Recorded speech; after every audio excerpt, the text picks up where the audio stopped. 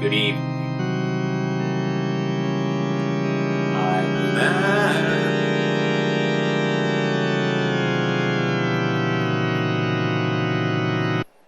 So a long time ago now, like too long ago, you came to me and you were like, hey, remember that video thing you used to do? We could also maybe do that. And I was unprepared. It's been years since I last made videos, and the last year especially has been wild. By that I mean I've been in a cocoon. I particularly like this analogy because as a caterpillar passes through metamorphosis, it has to break down its own body into this protein-rich goo, which is then used as fuel to grow a new body from imaginal discs.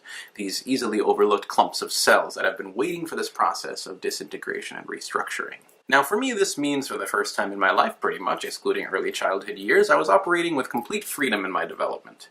It was really the first large swath of time where most of my energy was not spent trying to please academia, and my learning has been entirely self-guided. And I gotta say, it hasn't been the easiest transition, but overall it's been good. Being an introvert, it was just natural for me to recede and to remove myself from the environment so I could change and grow and better prepare myself to exploit a new niche. I've been taking things a lot more slowly than I ever have, but I have found this to be rewarding. I am finally beginning to feel as if I've digested enough of my old self that I can finally put energy into becoming something new. Sometimes I still very much feel like a quivering husk filled with goo, but I also know that if you hold me up to the light, you can see wings starting to form. There is a lingering and persistent fear emanating from various monoliths of uncertainty that I often struggle to overcome.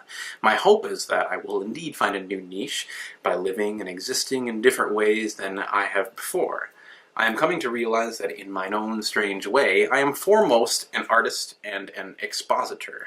Music, science, literature, performance, my earlier bouts in these arenas are the imaginal discs from which my new body will be grown. And I am here now, finally stepping back into the arena after having been gone so long. I'm out of practice, but I'm confident that I will continue to build strength if I allow myself to dare greatly more often. And now, 2 excerpts from Ralph Waldo Emerson. Fear is an instructor of great sagacity, and the herald of all revolutions. One thing he teaches, that there is rottenness where he appears. He is a carrion crow, and though you see not well what he hovers for, there is death somewhere. Our property is timid, our laws are timid, our cultivated classes are timid. Fear for ages has boded and mowed and gibbered over government and property.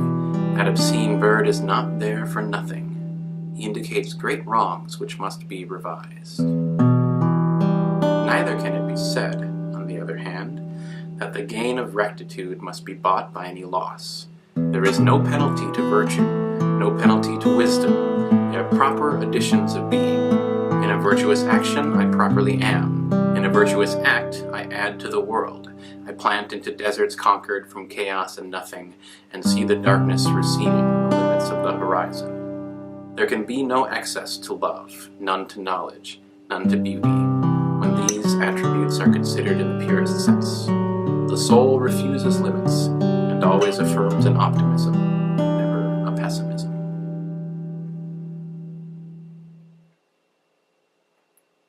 Thanks for being patient. I love you, and I'll see you soon.